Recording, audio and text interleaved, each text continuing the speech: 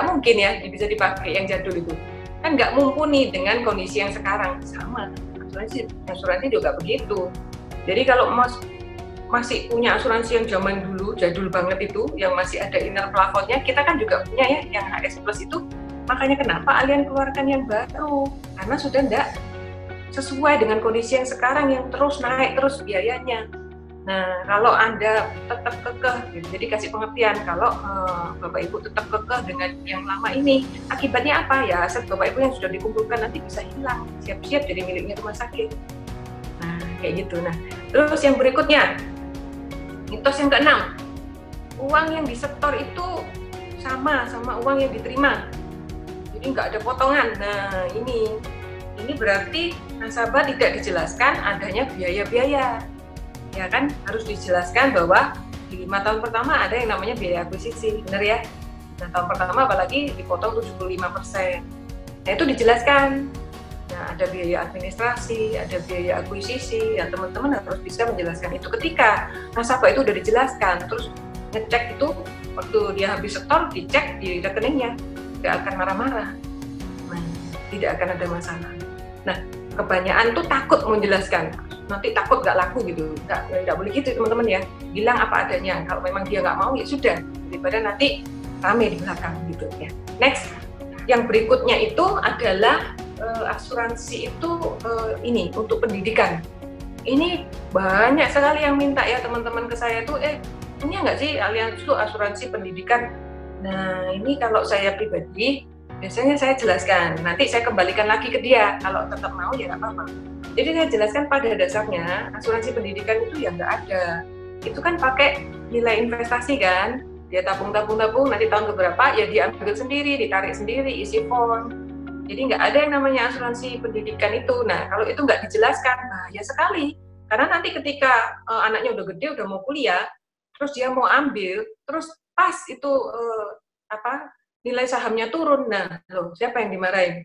Kan kita yang kena. Kita kan ya nggak ikut mengelola, ya, itu kan di luar kuasa kita. Itu sangat penting sekali. Nah, tapi kalau kita tetap udah jelasin, tapi orangnya tetap mau, ya nggak apa-apa. Ya monggo. Jadi resiko kan dia mengerti gitu. Nah, kemudian yang berikutnya, asuransi itu mereka taunya itu ya asuransi kesehatan gitu. Selalu itu asuransi kesehatan. Taunya cuma itu, hanya satu-satunya. Nah, padahal kan enggak ya. Nah, kan ada juga yang namanya asuransi proteksi income. Nah, jadi ketika orang-orang itu kita sounding, kita beritahu bahwa ada loh asuransi itu yang bisa melindungi asetnya, itu kadang-kadang ada yang belum bisa menerima karena mereka taunya itu jiwa gitu, dikirain waktu meninggal baru keluar gitu. Padahal mereka tidak tahu bahwa hanya punya asuransi kesehatan saja itu nggak cukup. Nah, mereka nggak tahu bahwa biaya yang terbesar itu nggak sadar mungkin ya, mungkin sudah mengalami tapi nggak sadar bahwa ada asuransi yang bisa mengatasi ketika dia sakit dan parah, sakit kritis. Kan yang membuat orang bangkrut itu kan itu ya, bukan meninggalnya. Kalau meninggal ya biayanya ya relatif ya, tapi kemudian butuh warisan. Tapi sebelum meninggal ini, jika sakit kritis, jika ini tidak disiapkan dengan baik, maka seluruh aset Anda akan hilang, kan gitu. Nah, masalahnya di mana ya? Itu tadi, kalau masalahnya orang anggap asuransi itu hanya kesehatan, ya saat sakit itu terjadi, ketika biaya rumah sakitnya itu ditangani di asuransi kesehatan, nah biaya-biaya yang lain gimana? Bingung mereka. Karena mereka nggak sadar adanya hidden cost itu, karena mereka belum pernah mengalami. Waktu masih hidup, masih sakit, banyak hidden cost itu, nah yang muncul ada. Nah, itu teman-teman bisa lihat ya, di atas itu ya. Itu kan biaya dokter, kamar, operasi, obat, semua sudah ditanggung biaya rumah sakit. Bener ya? Dengan asuransi kesehatan. Nah, terus yang di bawah itu gimana? Biaya pengobatan di luar plafon, biaya pengobatan alternatif, itu banyak loh. Harganya kan banyak kita konsumsi juga selain untuk biaya obat medis ya. Kemudian akomodasi, pendidikan anak, biaya hidup, kredit, income untuk pasangan atau keluarga yang hilang, income yang selama tidak bekerja, lah itu siapa yang bisa mengganti? Masalahnya, orang kalau sudah kena sakit kritis, kena stroke, pertanyaannya, apakah masih bisa bekerja? Kan tidak. Nah, terus yang mengganti income-nya siapa? Yang membayar semua hidden cost-nya itu siapa? Nah, dan itu tidak banyak perusahaan asuransi yang punya produk critical illness itu, yang produk proteksi income kita itu, FlexiCI ya, kita sebutnya. Kalau ada pun, biasanya biayanya sangat mahal. Nah, good news-nya, kabar baiknya, produk kita, FlexiCI adalah yang termurah dan terbaik. Ya, Anda bisa baca di sini hidden cost-nya apa saja. Nah, supaya teman-teman tuh mengerti bagaimana sih hidden cost itu efeknya ke dalam suatu keluarga. Saya itu punya pengalaman ya dengan kedua orang tua saya. Waktu itu tahun 2005 saya belum mengenal Allianz sayangnya. Saya waktu kenal itu kan baru 2 tahun yang lalu ya, kok nggak dari dulu gitu ya ada yang nawarinnya. Bapak saya waktu itu 2005 tiba-tiba mengalami pusing yang hebat. Jadi sakit kepala yang hebat selama berhari-hari. Nah, dirawat di Surabaya ada seminggu, dokternya nggak ketemu apa ya, tiba-tiba koma. Saat koma panik dong, loh, kok tiba-tiba koma seminggu gitu. Nah, ternyata waktu itu saya cari alternatif kedua karena di dokter di sini kok hanya disuruh menunggu. Ya, saya nggak bisa disuruh nunggu. Akhirnya saya pengen papa saya ini pokoknya sembuh. Jadi pikiran saya cuma gitu. Akhirnya karena keinginan yang begitu kuat, tiba-tiba dikasih tahu ini ada dokter di Singapura. Saya telepon konsultasi, tapi papa sudah koma gitu kan. Ya, saya kepinginnya dikirim ke sana. Nah, saya nanya untuk charter pesawat itu waktu itu 300 juta tahun 2005. Nah, sudah mau ngurus nih, uangnya dari mana? Wis gak mau tahu saya. Saya pokoknya mah ini gini mah, butuh dibawa ke Singapura. Ya, waktu itu mama saya yang bingung ngusahain. Karena cashnya waktu itu nggak ready, harus jual aset. Nah, masalahnya jual aset dalam 1-2 hari apa bisa? Kan nggak bisa. Nah, itu. Akhirnya saya sudah siapin paspor, apa segala macam, terus saya telepon lagi, dokternya sana yang di Singapura bilang, jangan keburu dulu, suruh konsul dulu dokter sini, karena resikonya kalau dibawa ke Singapura, terus meninggal di sana, nah itu cost-nya lebih mahal lagi. Jadi dikonsultasikan dulu apakah mungkin dibawa ke sana. Alternatif kedua, dokternya yang dari Singapura nawarin datang ke sini. Nah, karena kemauan saya kuat untuk papa saya sembuh itu, ketemu jalan lagi, papa saya ada kenalan ya, temennya itu membantu untuk koordinasi dengan pihak rumah sakit sehingga memungkinkan itu terjadi. Jadi dokternya itu saya telepon pagi, sore jam 6 sudah datang di Indonesia, langsung dioperasi. Nah, tapi karena sudah terlambat ya, sudah koma beberapa hari, jadi papa saya nggak ada. Nah, waktu itu karena papa saya itu temannya banyak ya, sehingga disumbang sama temennya. 50 juta, dokternya aja, dokter Singapura aja, belum dokter Indonesia. Nah, itu pun setiap harinya kan saya juga belanja obat buat papa saya. Nah, jadi waktu itu kita jadi my life insurance gitu ya, bayar sendiri billingnya. Nah, nggak sampai di situ. Setelah papa saya nggak ada, mama saya tiba-tiba setelah pemakaman, mama saya tiba-tiba tubuhnya menggigil ya, nggak tahu stres atau apa. Dibawa ke Surabaya katanya kanker pankreas. Panik dong. Saya langsung minta ke Singapura. Ya, saya langsung minta ke Singapura, second opinion, dicek semuanya di sana, sama biaya sendiri juga. Itu katanya nggak apa-apa ya, puji Tuhan pulang balik ke Indonesia kan. Nah, karena papa saya itu mungkin sangat cinta gitu sama mama saya, jadi tidak pernah disuruh kerja seumur hidupnya. Jadi nggak tahu, bingung mau apa. Aset ada, tapi uang tabungan itu sedikit. Jadi bingung mau kerja apa, stres tiap hari. Mama saya koordinasi dengan kakak saya yang tertua, sering tengkar karena mungkin takut ya harus berbuat apa dengan aset yang ada. Itu dialami sampai 7 tahun, depresi juga karena saya lihat setiap ingat papa saya selalu menangis. Dan saya pelajari itu juga yang membuat mama saya itu jadi mengalami kanker. Jadi setelah 7 tahun berlalu, mama saya kena kanker kanker paru. Yang kena tumor payudara itu adik saya waktu masih kuliah. Mama saya kena kanker paru stadium akhir, stadium lanjut waktu itu. Waktu itu tiba-tiba mama saya cuma tandanya itu cuma nggak bisa ngangkat kaki gitu aja. Di Surabaya didiagnosa multiple myeloma. Nah, lagi-lagi saya minta second opinion ke luar negeri, ke Penang waktu itu. Karena di Singapura waktu 2012 itu sudah sangat mahal, jadi saya memilih ke Pineng. Waktu di Pineng ternyata ketemu kanker paru dan stadium akhir. Hanya punya waktu 6 bulan. Kira-kira teman-teman kalau orang tuanya sudah didiagnosa, tidak ada harapan, tetap diobatin nggak?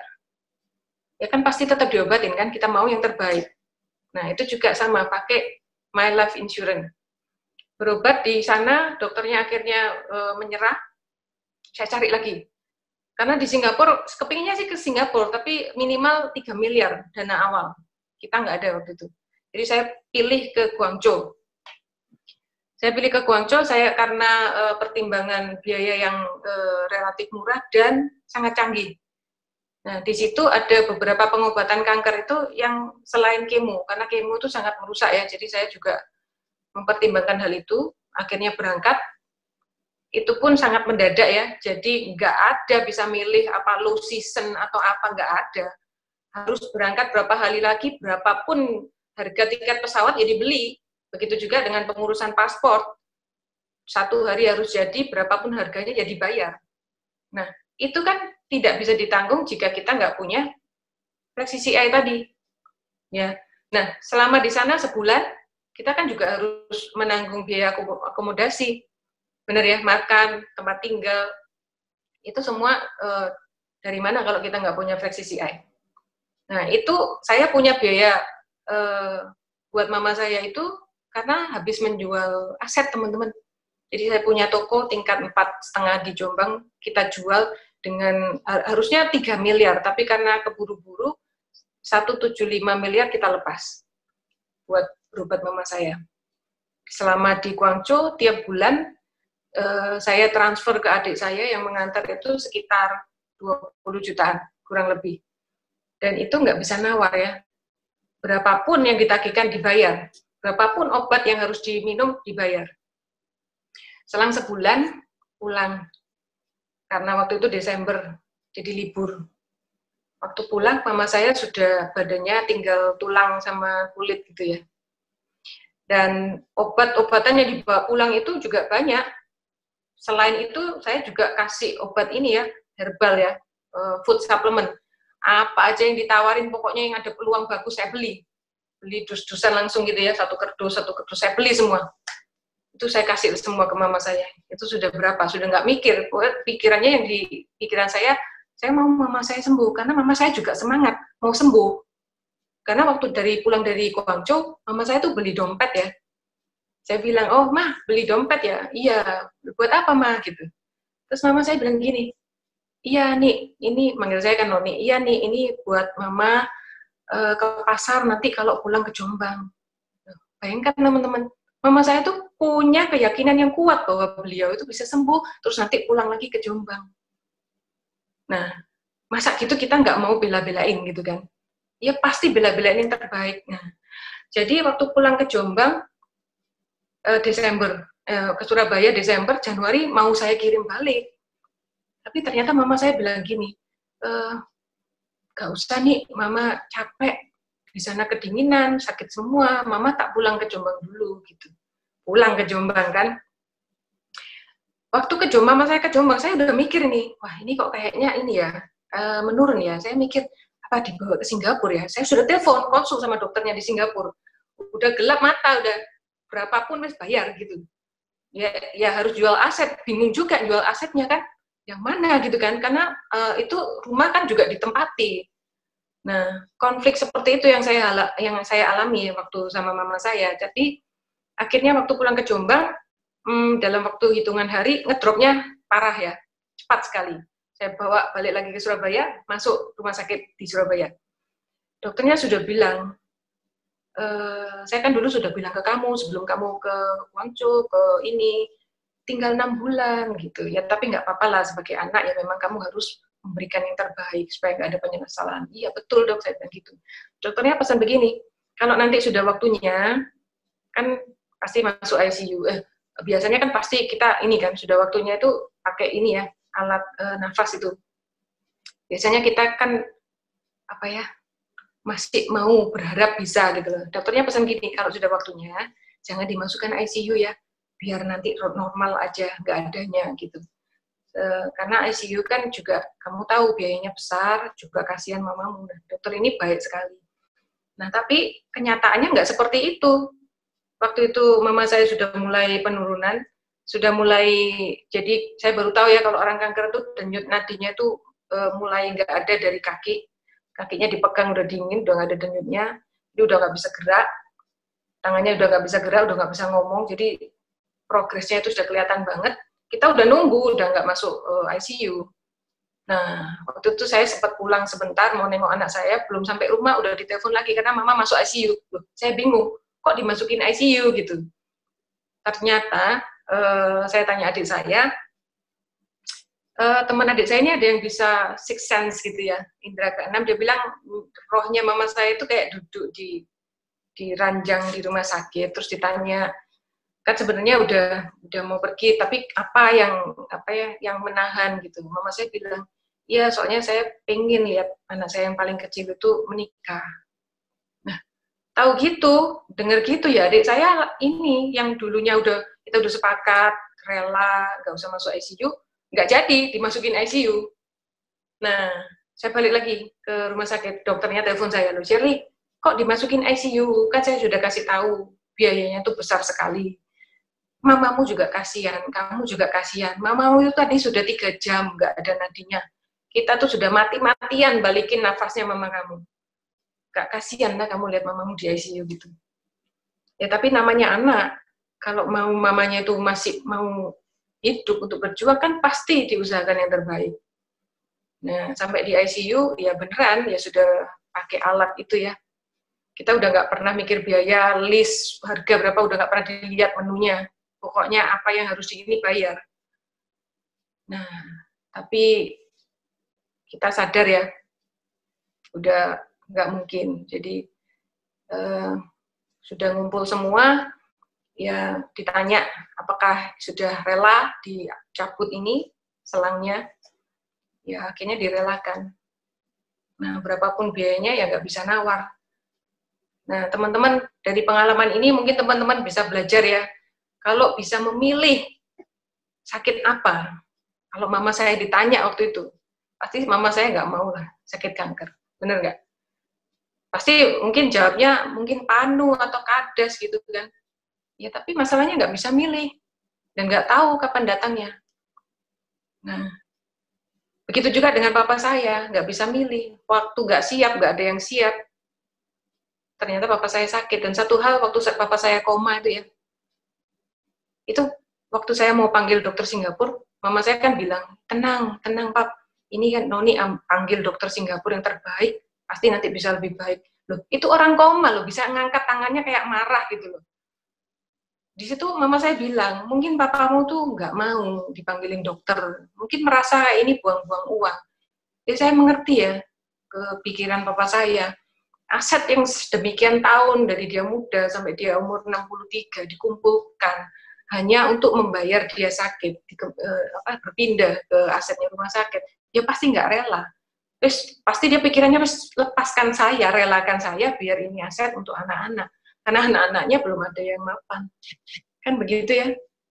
Kita sekarang sebagai orang tua juga pasti merasakan seperti itu. Nah, teman-teman, dari situ saya menyadari, dan saya nggak mau mengulang hal yang sama ya. Jadi saya menyadari bahwa kita ini perlu sekali punya dana tunai yang sangat besar. Nah, tapi itu kan bisa untuk sakit kritis saja. Perkembangan yang akhir-akhir ini, terutama saat ini, penyakit itu kan semakin bermacam-macam ya. Tiba-tiba ada corona. Nah, corona itu kan nggak termasuk sakit kritis. Ya oke, memang fleksi CA itu sangat-sangat butuh. Tapi apakah fleksi CA saja cukup? Tidak, teman-teman.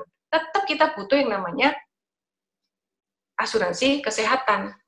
Nah, contoh nih, ada teman ya, masuk ICU. Padahal cuma kena DB, tapi bisa sampai koma, habisnya 360 juta. Nah, apalagi kena COVID, ya kan? Bukan termasuk sakit kritis, tapi biayanya habis-habisan. Ada yang tiap tahun itu kena MAH. Ada kan? Ada yang kena tipes kambuhan. Nah, itu gimana kalau teman-teman nggak punya solusinya? Nah, solusinya apa? Nah, kita sangat bersyukur, saya sangat bersyukur sekali kita tuh punya HSCPE. yang memberikan perlindungan dengan plafon yang besar tanpa inner limit, dan perlindungannya sampai 99 tahun, karena kita nggak tahu kapan sakitnya kan, jadi harus cari yang maksimal perlindungannya. Nah, dalam kesempatan kali ini saya akan membahas kelebihan dari HSCPX ya. Kelebihannya itu apa saja sih? Nah, tapi ini mungkin tidak bisa sampai dalam sekali, karena jika membahas produk ini sebenarnya butuh sampai dalam, tapi karena keterbatasan waktu, saya akan sharing batu-batu besarnya aja ke teman-teman sebagai gambaran bahwa produk kita ini powerful banget. Untuk detailnya dan prakteknya di lapangan bagaimana, nah silakan teman-teman konsultasikan ke leader masing-masing ya.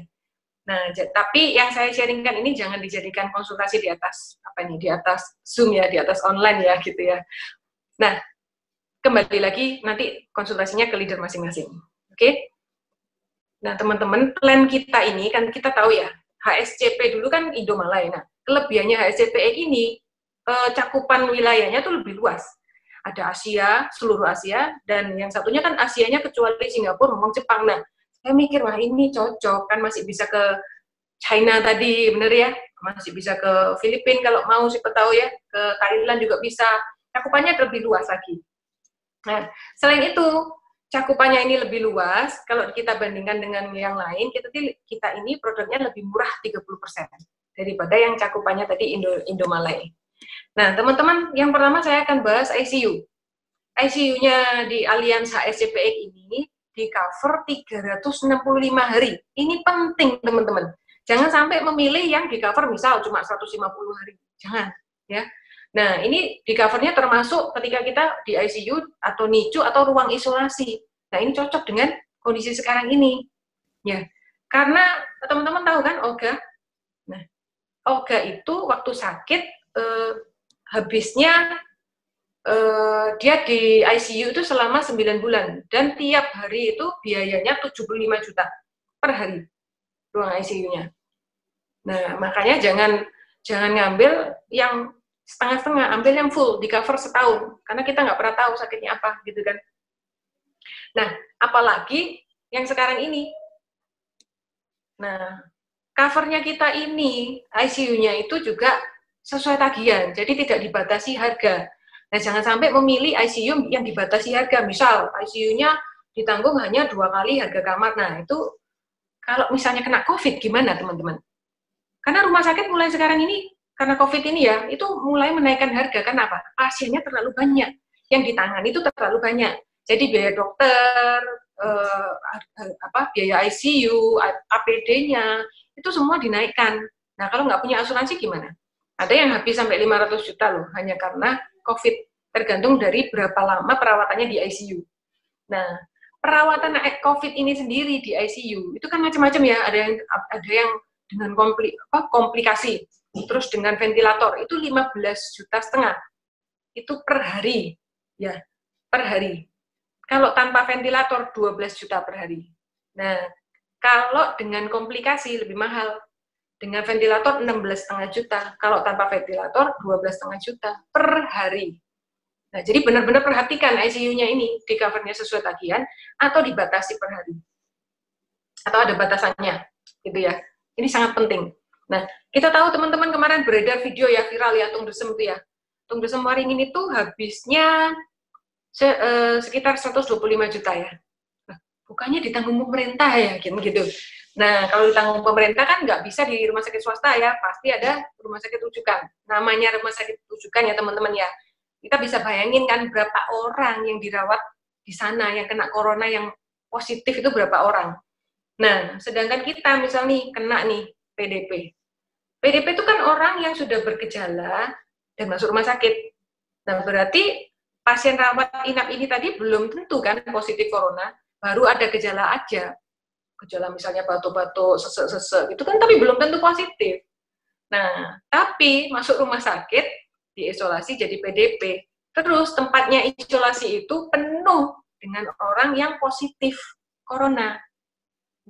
Nah, kira-kira kalau Anda masih negatif, terus ketemu yang positif, corona, nah gimana? Apa enggak rest in peace gitu ya? Langsung berangkat, teman-teman. Nah, itu kenapa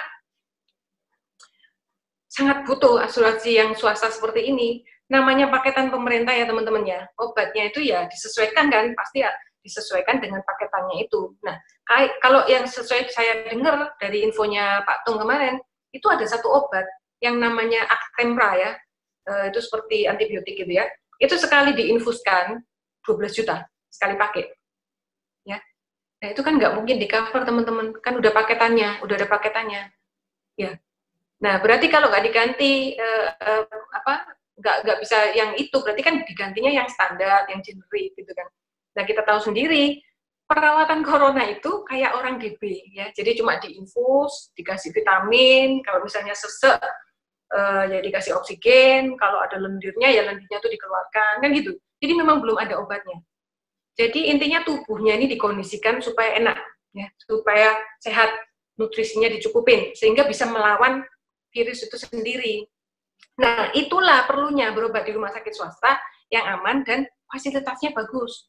Karena yang dikhawatirkan dari corona ini adalah infeksi sekundernya. Jadi misalnya daya tahan tubuh kita ini kan lagi perang nih sama virus. Nah, karena lagi sibuk perang, daya tahan tubuhnya, bakterinya jadi masuk. Jadi infeksi kedua dari bakteri lain. Manfaatin kesempatan menyerang ketika lengah. Nah, ketika bakteri jahat ini masuk, antibodinya sibuk lawan virus, kan harus masuk antibiotik dong. Anti peradangan. Nah, itu kan mahal-mahal tuh antibiotik, anti peradangan kayak begitu. Nah, kalau di cover sama pemerintah gimana? Kayak misalnya Actemra yang mahal tadi. Ya kan nggak jadi, nggak bisa, pakainya yang murah. Makanya banyak yang nggak survive, nggak bisa bertahan, banyak yang meninggal. Nah, masalahnya orang minum antibiotik itu bisa sembuh itu kan bukan cuma antibiotiknya yang membunuh bakteri, benar nggak? Daya tahan tubuhnya itu juga berpengaruh. Nah, daya tahan tubuh inilah yang kalau lagi kualan melawan virus corona, berarti obat antibiotiknya kan harus bagus. Nah, gimana caranya? Ya harus punya asuransi yang swasta. Maka Anda bisa mendapatkan obat itu yang terbaik, bisa sembuh. Nah, terus kalau di cover pemerintah, rawat jalannya gimana? Kan masih simpang siur kan? Nah, kalau di kita, kan bisa tuh. Misalnya masih ada lendir yang masih tersisa, kan bisa ya dipakai rawat jalannya. Nah, artinya tidak bisa diremehkan teman-teman. Jadi sangat butuh asuransi yang bisa mencukupi. Ya, HSCPE pun teman-teman harus mencermati plan apa nih yang bisa. Karena yang di basic dan basic E kan obatnya ada batasan ya. Ada batasan di 5 juta, 9 juta. Nah, paling enggak harus ambil klasik, syukur-syukur ambil esensial gitu kan. Nah, yang kedua, teman-teman harus memilih biaya implan itu yang sesuai tagihan ya, on bill, dibayar sesuai tagihan. Nah, karena apa? Karena saat kita tuh harus menghadapi ini, biaya ring jantung, pacu jantung, kayak gitu, itu nggak murah loh teman-teman, ratusan juta. Nah, ditemukan inovasi baru, ada yang namanya ginjal bionik, jadi pengganti cuci darah. Nah, ini kalau nggak di cover, nah teman-teman jadi asuransi buat diri sendiri lagi. Nah, terus bantalan tulang belakang, itu juga tidak murah ya teman-teman ya. Nah, terus juga harus kita cek ya, ini on bill-nya itu bisa dipakai mulai tahun pertama atau tidak. Karena beberapa di asuransi yang lain, itu on bill-nya bisa dipakai di tahun ke-8. Jadi nggak bisa cashless 7 tahun pertama. Jadi harus reimburse. Akibatnya apa? Reimburse kan berarti kita bayar sendiri dong. Ya, kita bayar dulu sendiri, nah terus nanti baru dibayar balik. Nah karena reimburse, asuransi punya kesempatan untuk investigasi. Dan itu lama sehingga uang kita itu pengembaliannya ya rekor itu pengalaman teman saya bisa 8 bulan baru dibayar kembali karena ada investigasi. Nah itu penting sekali diperhatikan. Kemudian yang ketiga, biaya transplantasi organ on bill. Nah ini sebelumnya nggak ada ya. Jadi asuransi yang model baru ini aja yang inflasi ini aja yang diganti. Nah dulu nggak diganti, jadi ranahnya masuk ke fleksi CI. Nah di Allianz itu yang diganti itu semuanya ya. Kalau di kita itu biayanya yang mendonor itu operasi sama biaya pemulihan ICU-nya diganti. Kemudian yang menerima donor biaya operasinya dan pemulihannya juga diganti. Beberapa di asuransi lain itu yang diganti hanya pendonornya. Waktu dipasang ke kita organnya itu bayar sendiri. Nah itu perlu dicermati. Ya. Terus organnya ditanggung nggak organnya nggak ada asuransi yang menanggung pembelian organ yang dipasang tadi. Terus pakai apa dong? Presisi aja jawabannya, ya. Jadi harus punya dua-duanya. Kemudian yang keempat, rawat jalan 60 hari sebelum dan 90 hari sesudah rawat inap. Nah, ini beberapa ada yang lebih pendek ya, 30 hari, ada yang 30 hari, 60 hari. Nah, pilih dong yang paling maksimal, karena kita nggak pernah tahu waktu butuh gitu. Nah, kemudian perawatan kanker. Nah, ini penting teman-teman. Coba dicek, perawatan kanker yang ditanggung ini kankernya jenis apa? Karena beberapa itu nggak ditanggung semua. Nah, di tempat kita ini semuanya ditanggung. Kanker jenis apapun ditanggung. Terus pemeriksaannya, diagnosisnya, pengobatannya, segala macam itu ditanggung sesuai tagihan. Jadi misalnya nih, kayak saya tadi cerita mama saya di Guangzhou, itu nggak cuma kemo sama radioterapi, ada beberapa itu yang pakai 3D particle gitu ya. Jadi pasien-pasien kanker paru itu dia pengobatannya itu di radioterapi tapi langsung di kankernya. Jadi pakai jarum gitu mirip akupuntur ya, langsung dimasukin gitu, langsung ditaruh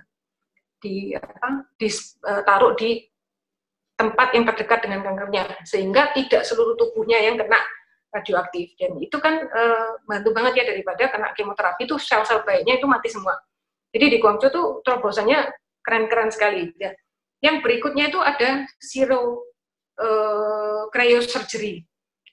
Jadi cryosurgery ini dengan permainan suhu.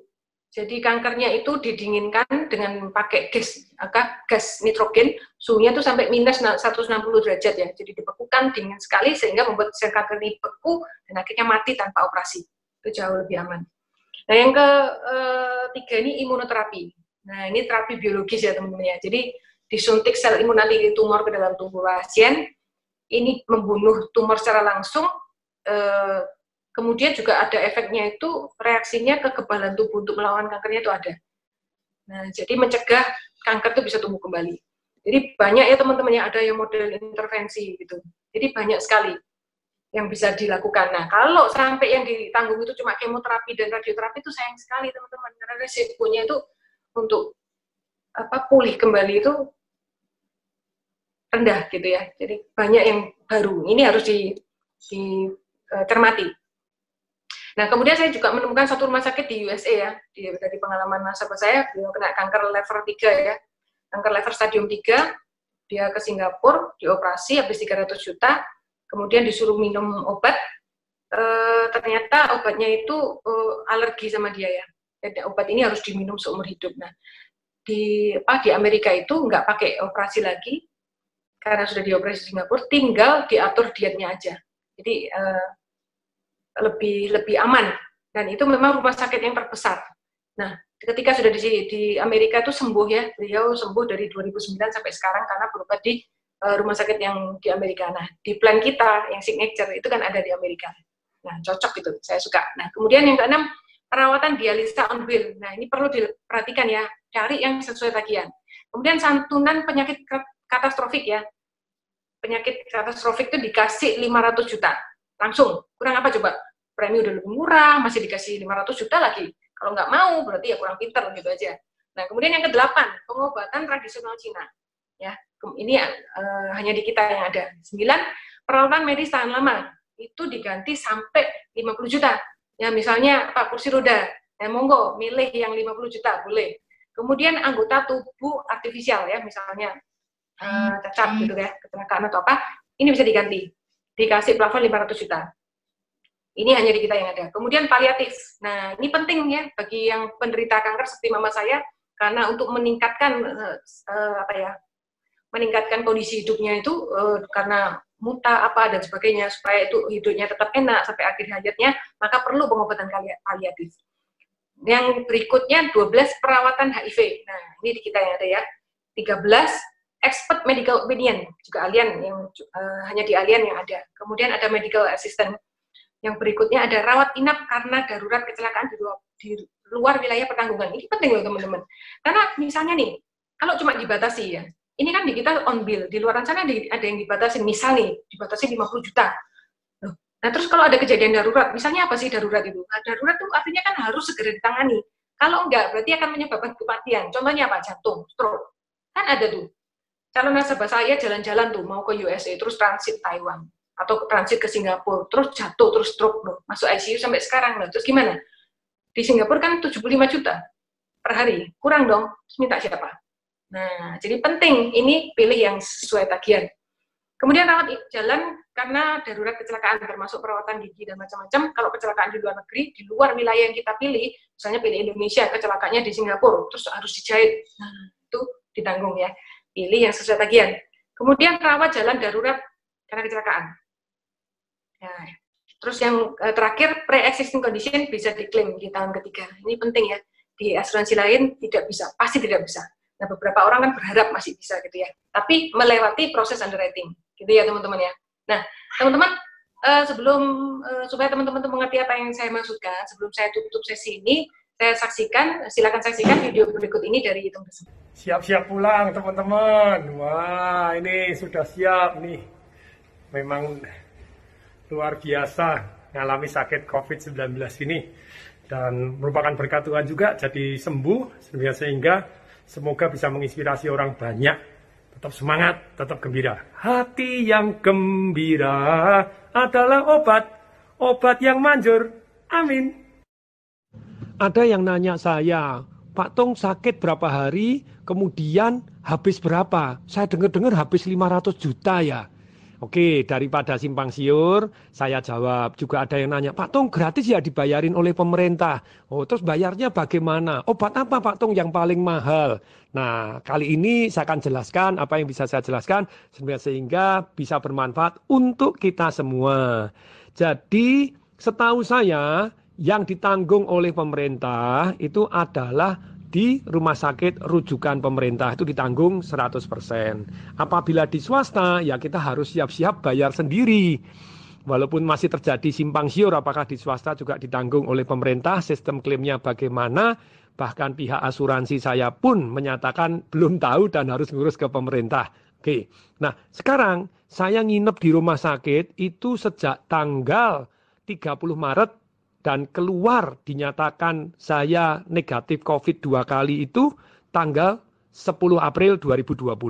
Jadi tepatnya 12 hari, 11 malam. Karena di rumah sakit itu yang dihitung adalah malamnya ya selalu adalah 11 malamnya. Sedangkan obat-obatan saya, terus kemudian konsultasi dokter, kemudian CT scan, tes darah sejak tanggal 23 sampai tanggal 30, bayar sendiri. Nah, tapi ada yang menarik nih. Saya bisa di-cover asuransi 111%. Nah, ajaib toh gitu ya. Kok bisa? Bagaimana sakit COVID-19 bisa di-cover asuransi 111%? Padahal pada waktu di awal, yaitu tanggal 30 saya masuk, ya saya damai-damai karena asuransi saya cukup tinggi gitu ya. Jadi totalnya itu 12 miliar satu tahunnya asuransi saya. Dari saya ngajar yang namanya Financial Revolution, seminar 3 hari, selalu saya ngajarkan semua orang harus punya asuransi kesehatan. Bukan hanya asuransi jiwa adalah untuk warisan, yes boleh. Tapi asuransi kesehatan adalah sangat-sangat penting. Pada orang mengumpulkan uang untuk cari passive income. Kemudian untuk cari passive income, ngumpul bisa hilang semua loh. Kalau belum saatnya, sudah sampai umur 50, ngumpulkan dapat duit 2 miliar lumayan, sakit, habis 2,5 miliar, 500 jutanya harus utang, jual aset, jual gini ya tidak seru. Makanya asuransi sangat-sangat penting. Betul kalau Anda sudah kaya raya luar biasa, punya passive income miliar-miliaran, sebetulnya asuransi ya oke-oke sajalah untuk nambahin Anda. Jadi, tapi dalam hal ini, yang terjadi dari saya, salah satunya misalnya selama 12 hari atau 11 malam ini, saya habis berapa sih? Totalnya adalah habis 125.3.174 rupiah. Nah, 125 juta lah ya, 3.000 ya, sambil jalan itu ya. Oke, jadi sekali lagi, hati-hati, tetap sedia payung sebelum hujan. Pilih asuransi Anda yang baik dan terus evaluasi. Karena misalnya Anda sekamar, misalnya 1,5 juta. Lah kalau 15 tahun lagi 1,5 juta mungkin Anda dapat di kamarnya yang sudah tidak layak. Jadi setiap tahun harus dievaluasi asuransi Anda, gitu ya. Teman-teman, ini saya mengucapkan terima kasih yang luar biasa mendalam untuk Suster. Terima kasih Suster. Terima kasih suster perawat semuanya, terima kasih semuanya. Ya, terima kasih. Bye. Semoga bermanfaat. Saya Tung Desemaringin mengucapkan salam dahsyat. Yang gembira adalah obat yang mandur. Amin. Ya, luar biasa ya teman-teman ya dari Pak Tung ini ya. Dari video berikut itu saya mendapat poin-poin ya yang disampaikan sama Pak Tung Desem ya. Yang pertama itu hati yang gembira adalah obat, penting itu ya. Jadi harus tetap semangat gitu ya. Yang kedua, harus punya asuransi ya, sangat penting. Terus asuransi pilih yang cukup gitu ya, coverannya ya. Harus pilih yang tepat gitu kan tadi ya. Nah, di sini teman-teman ada satu fakta yang mau saya sharing ya ke teman-teman sekalian ya. Nah, ternyata tadi itu punya plafon 12 miliar ya di asuransi lain itu. Ternyata masih ada biaya yang nggak disetujui ya kalau kita cermati ya, ada di bilingnya itu ya. Nah, ini teman-teman bisa lihat di layar nih. Yang dilingkarin itu 50 juta. Jadi habisnya 125 juta, 50 jutanya bayar sendiri. Nah, karena apa? Ya karena tidak semua asuransi mengcover COVID. Nah, jadi pastikan Anda ambil plan, ambil asuransi itu yang mengcover COVID, teman-teman ya. Nah, kita punya solusinya, HSCPX itu mengcover COVID.